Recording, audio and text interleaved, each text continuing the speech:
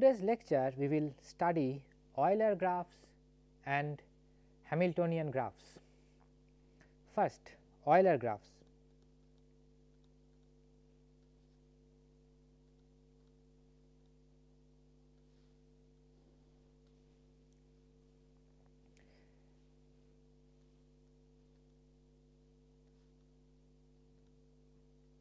If some closed walk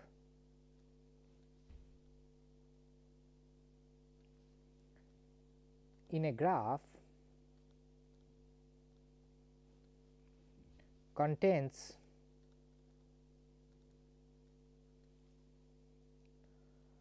all the edges of the graph,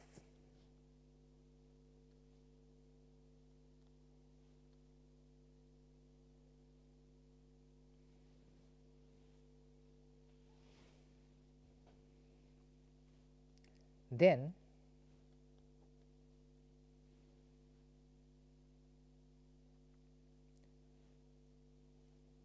the walk is called an Euler line and the graph is called an Euler graph.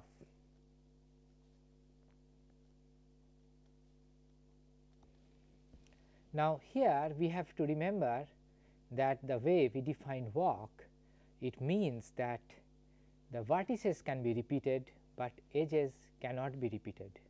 So, essentially I need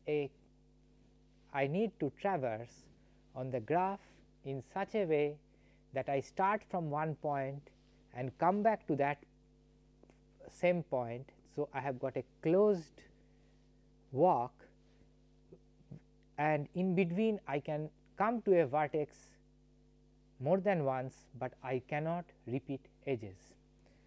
For example, if I have a graph like this, then of course, it is a Euler graph, because I can start from this point and then come back over here. I can attach another circuit over here, and the complete thing is again a Euler graph, because I can start, let us say, from this vertex, come like this, then move like this, then move like this, move like this, move like this, this and this. So, I get a closed walk which covers all the edges. Now, there is one question, that by looking at a graph, can I quickly determine whether it is an Euler graph or not? The answer is surprisingly easy, and it was proved by Euler, who lived from 1707 to 1783. So, Euler 1707 to 1783 proved the following: a given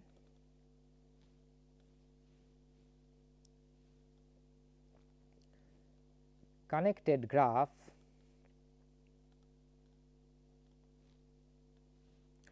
G is an Euler graph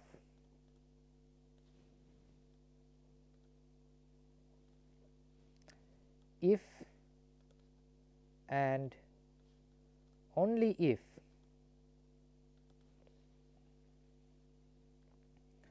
all vertices of G are of even degree.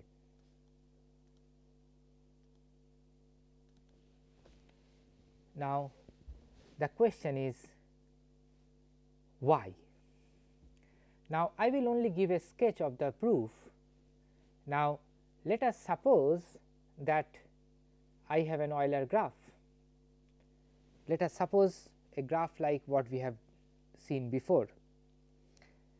So, what happens there is that I start from a vertex and then go to another vertex. When I come to this vertex, since it is an Euler graph, I must be able to get out of it to another vertex. From this also I should be able to get out of it, and then like this. So, whenever I am entering a vertex, I must have I must be able to get out of it through another edge, and ultimately I come back to the original edge. So, in the original edge I go out like this. Wherever I come in, I get out through another edge. So, always the edges are coming in pairs, and eventually I am coming back to the original vertex. This is why if I have an Euler graph, then each vertex has to have a even number as its degree. Now, the connectedness is also assumed, because of course, otherwise I can have some isolated points, but I am not considering that. I am just considering connected graphs.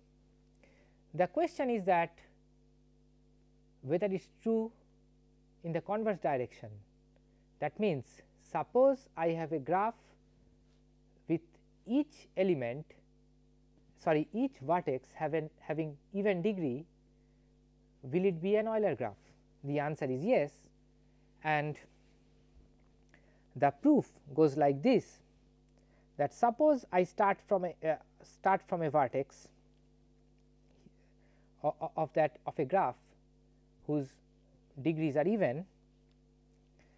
So, then I can always move out to another vertex, let us say from V 1 to V 2, and from V 2 I can move to another vertex, let us say V 3, because whenever I get in, I will always have a different edge to get out, because the vertices are of even degree. And in this way, if I start moving around, then eventually I will come to V 1. Now, the question is that whether I have covered all the edges.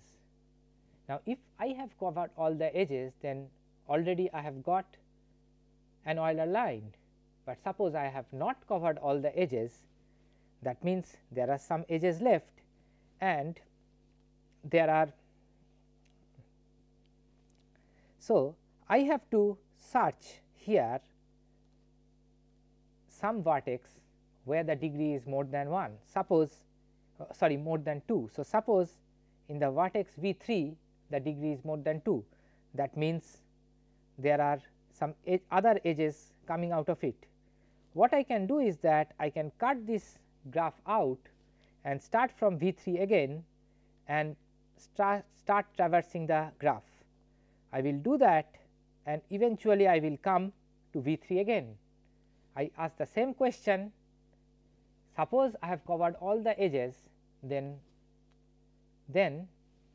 I have got an Euler line, because I can go like this up to V 3, then take this route, and then like this, move like this, and come back. And if it does not cover all the edges, then there will be somewhere in one of the vertices which has got degree more than 2. I can again start from that vertex and cover. So, in this way I can construct a Euler line. Therefore, we have got a very nice characterization of Euler graphs. A graph G is an Euler graph if and only if all vertices of G are of even degree. This theorem has a very famous application which is called Königsberg bridge problem, and in fact Euler developed this theorem to solve Königsberg bridge problem, and in the process wrote the first paper in graph theory.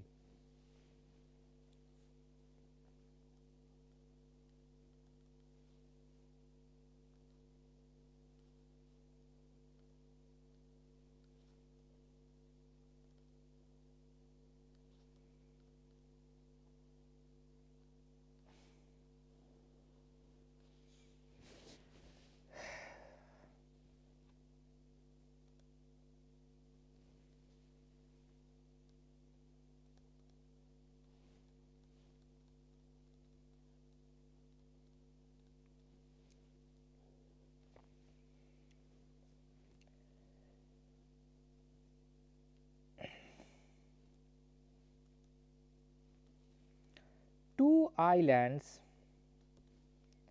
C and D formed by the Pregel river in Königsberg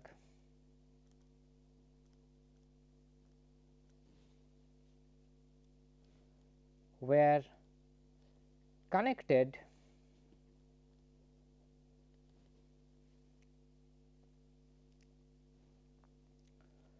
to each other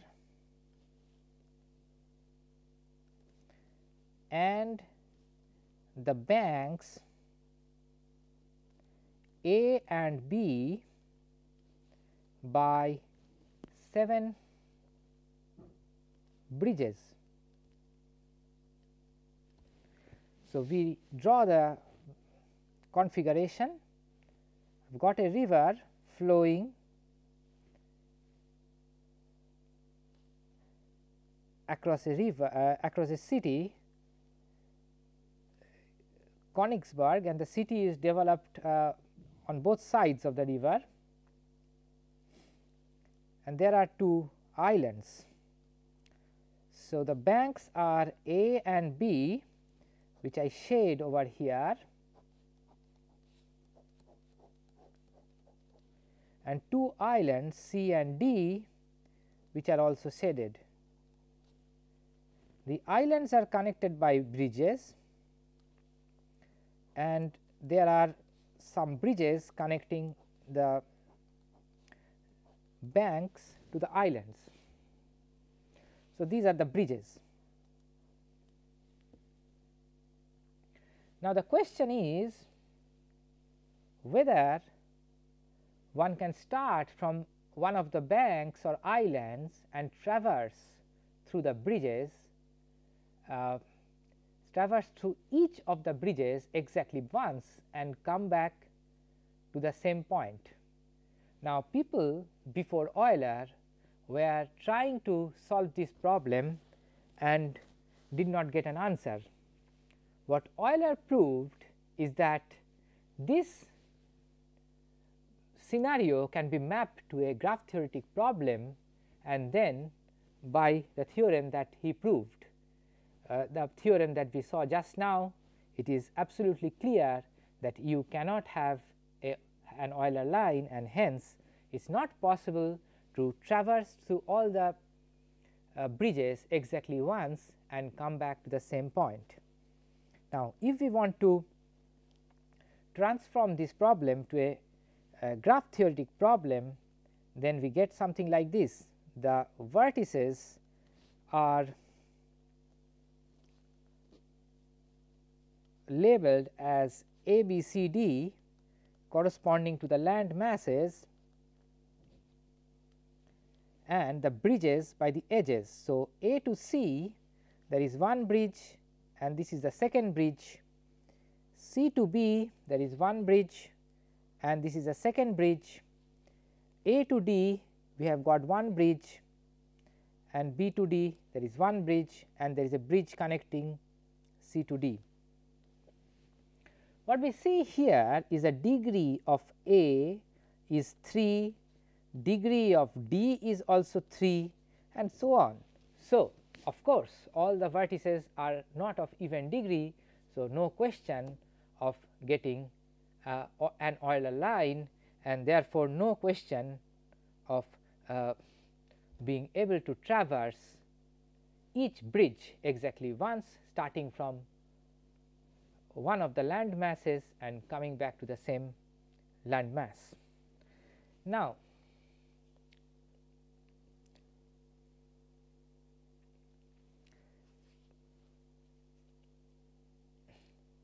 as a consequence of the first theorem, there is another theorem which I state without a proof. It states that a connected graph G is an Euler graph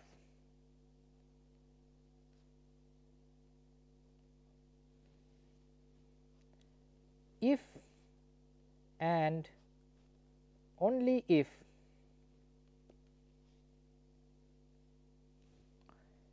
it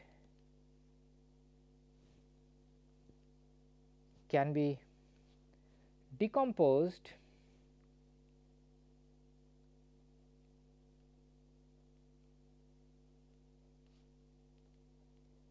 into circuits.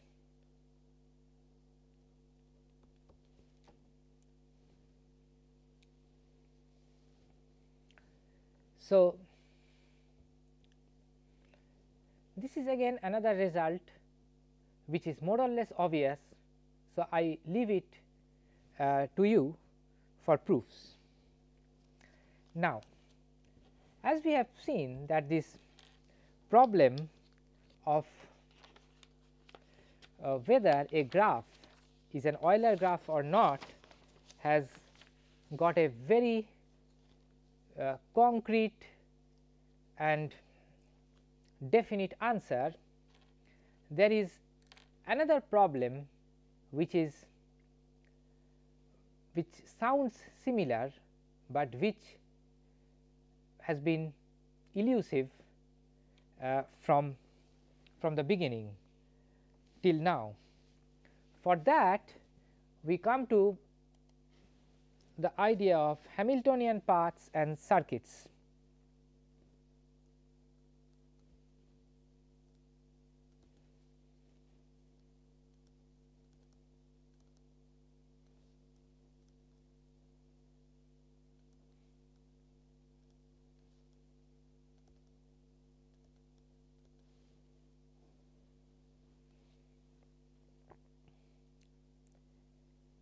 A circuit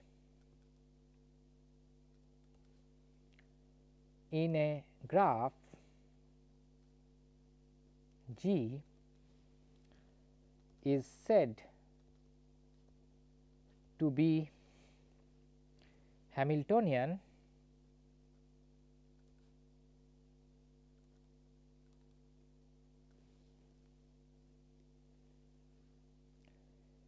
if it includes every vertex of G.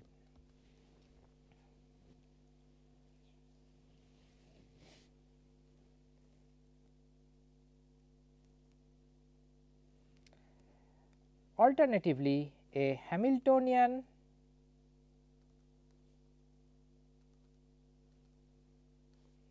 circuit in a connected graph is defined as a closed walk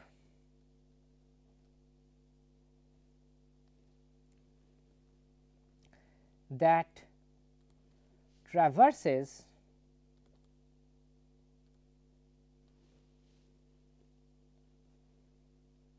every vertex of G exactly once.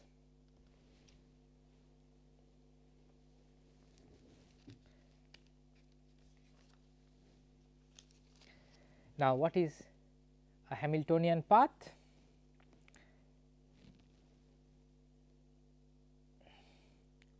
A Hamiltonian path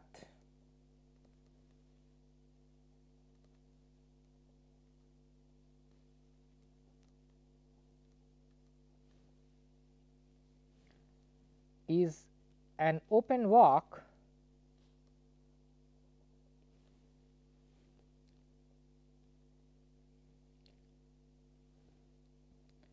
in a graph G which traverses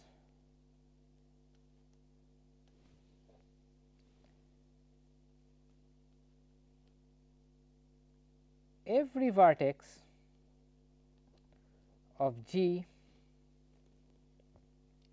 exactly once.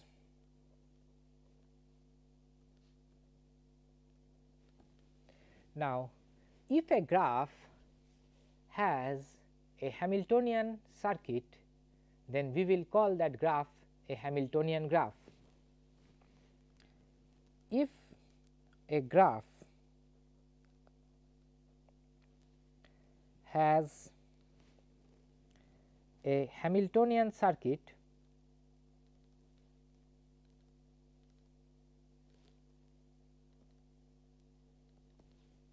then we will call it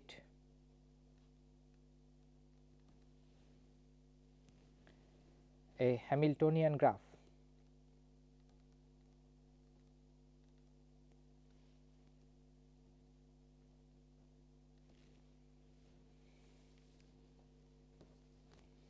Now, let us look at some examples of Hamiltonian graph.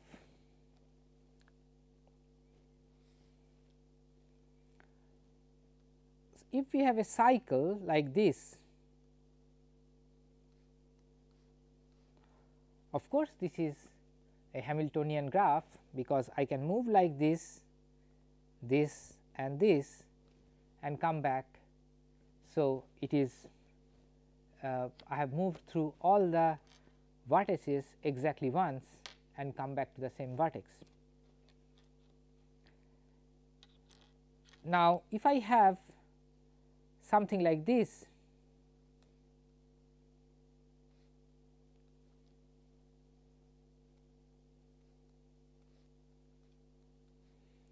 then it is not a Hamiltonian graph, because let us say if I start from here, I can come here, here, and I can come back over here, but if I go from here to somewhere over here, then I can never come back. I can try from, so whenever I reach over here, I have no way, that is here, I have no way of going anywhere except for repeating one vertex. So, I do not have a Hamiltonian path, sorry, I do not have a Hamiltonian circuit, but see I have a Hamiltonian path, because I can always start from here, come here, then traverse like this and traverse like this. So, I can traverse all the vertices exactly once. So, I have a by an open path. So, I have a Hamiltonian path, but I do not have a Hamiltonian circuit. Now, there are some graphs for which we know that there are Hamiltonian circuits. One famous graph is called a complete graph.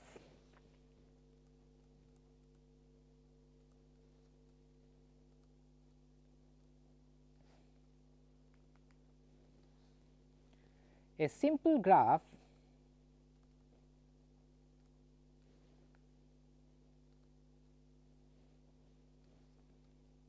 in which there exists an edge between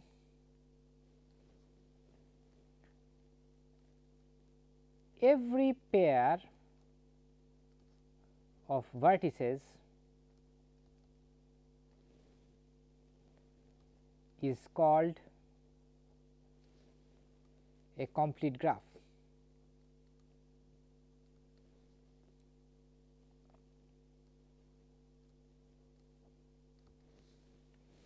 A complete graph with n vertices is denoted by k sub n. A complete graph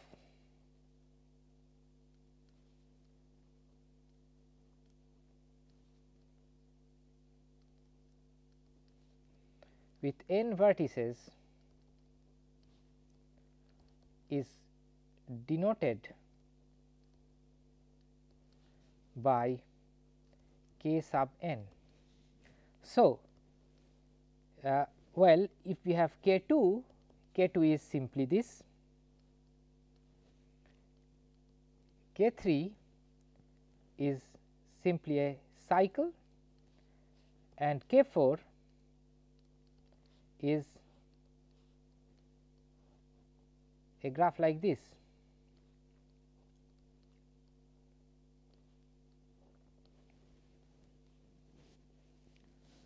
Now, we can ask a question that what is the number of edges in a complete graph? Now, the answer goes like this, that if I have a complete graph, then I can choose any two distinct vertices, and I am sure to have an edge between those two vertices and a single edge, because after all the graph is a simple graph. Therefore, the number of edges is exactly equal to number of ways I can choose two objects from n objects, which is n choose 2, and which is equal to n into n minus 1 divided by 2. So, I can write that the total number of edges in a complete graph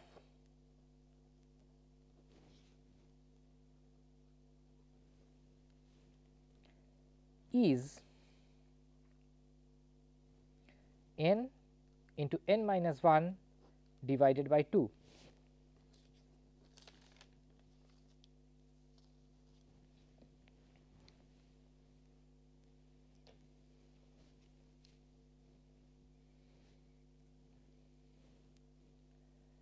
Now, we will also note that a complete graph is Hamiltonian.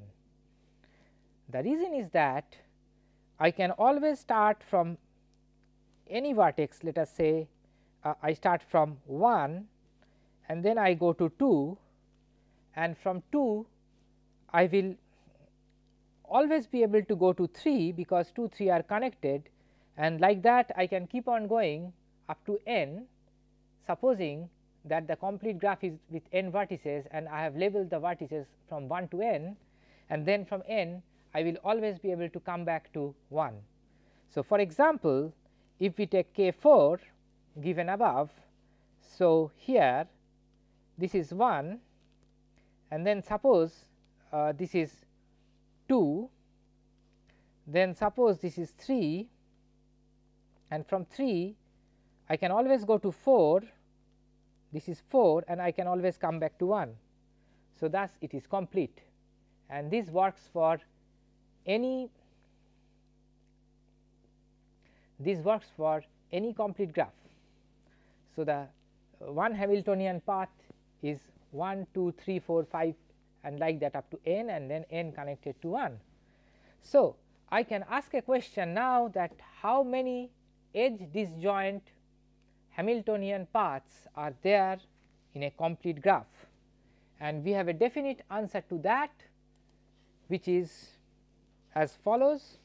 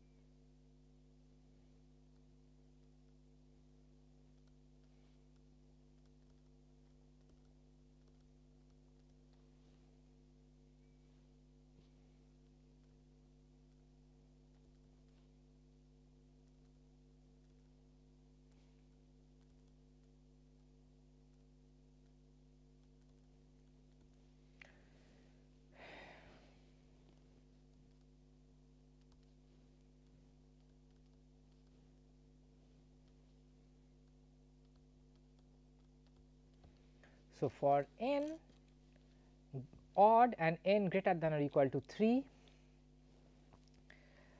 for a complete graph with n vertices, we have got exactly n minus 1 divided by 2 edge disjoint Hamiltonian circuits. Now, the question is, how do we prove it?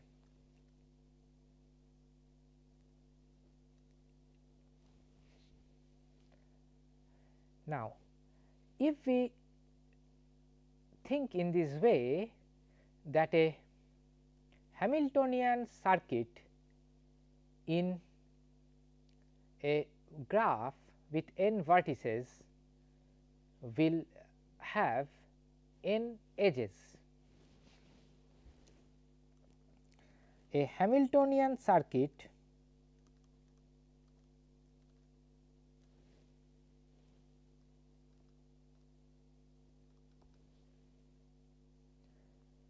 in a graph, in a complete graph, or basically in any graph, in a graph with n vertices has n edges. Now, I am looking for the number of edge disjoint Hamiltonian circuits in a complete graph. A complete graph, as we have already seen, has n into n minus 1 divided by too many edges. A complete graph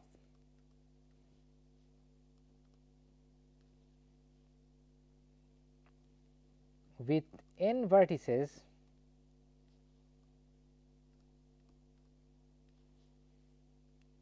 has n into n minus 1 divided by 2 many edges. Therefore, since we are looking for edge disjoint Hamiltonian circuits, the maximum number of edge disjoint Hamiltonian circuits that a complete graph with n vertices can have is n into n minus 1 divided by 2, the whole thing divided by n. So, the maximum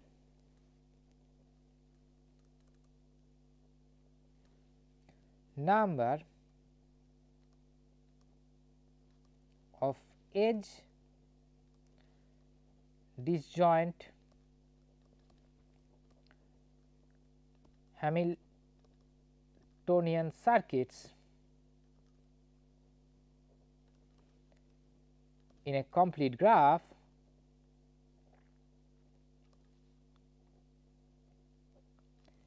is 1 by n into n n minus 1 divided by 2. So, n by 2, n minus 1 by 2. Now, so we know the maximum number possible, and our result says that that is exactly the number of distinct edge disjoint Hamiltonian circuits. Now, how do we prove that? And we check a way of writing the graph. We start from 1, go to 2, from 2 we will go to 3, and from 3 we will come back to 4, then we will move to 5, and then we will move to 6. From 6 I will go to 7, from 7 to 8, from 8 to 9, and 9 I will go back to 1, and these vertices can be thought of being on a circle. So, we get a Hamiltonian circuit as 1 to 2, 2 to 3, 3 to 5, 3 to 4, 4 to 5, then 5 to 6, 6 to 7, 7 to 8, 8 to 9, and 9 to 1. And what we will observe, that instead of going from 1 to 2, if I go from rotate this whole thing and go from 1 to 3 and do similar things, then we will get another Hamiltonian circuit, and maximum number of times I can do is 1, 2, 3, 4 in this case. So, I can get 4 distinct Hamiltonian circuits, and that is the maximum number of circuits possible, because 4 is equal to 9 minus 1 by 2. In general, if n is odd, then this number will be n minus 1 by 2, and by writing the vertices in such a way, we can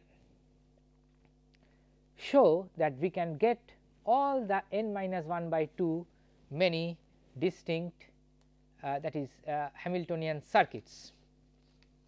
Now, we end today's lecture by stating one sufficient condition for a graph to be a Hamiltonian graph.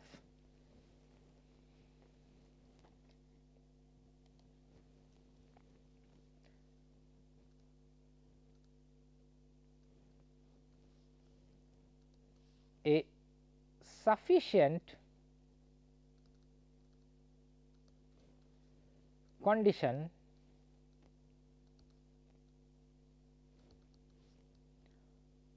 for a simple graph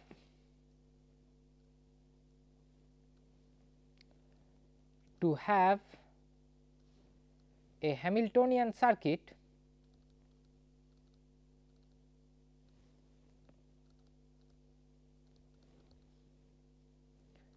is that the degree of every vertex in G be at least n by 2 when n is the number of vertices of G. Now, this was proved by Dirac in a paper entitled Connectivity Theorem for Graphs,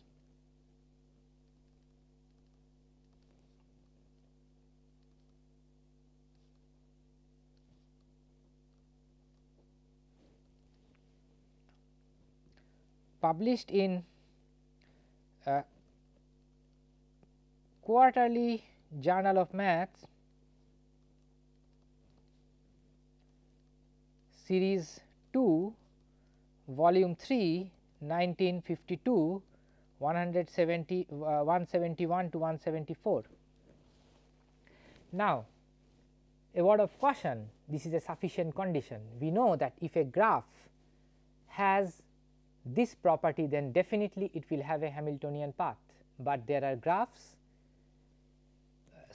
if a graph has this property, then definitely it will have a Hamiltonian circuit, but there are graphs which are Hamiltonian, that is which have Hamiltonian circuits, but which do not satisfy this property. This is the end of today's lecture. Thank you.